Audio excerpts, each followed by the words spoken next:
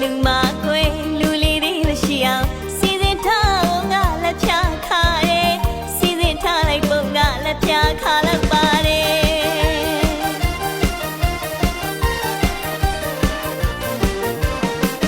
တို့အလူမကွယ်လူလေးတွေမရှိအောင်စီစဉ်ထားပုံကလက်ဖြာခါတယ်စီစဉ်ထားလိုက်ပုံကလက်ဖြာခါလိုက်ပါတယ်မတ်တဲ့ဆိုလေနဘုံနဲ့တမြလည်းရစီအောင်ဆုံးမိရီနဲ့ထေဝခညာ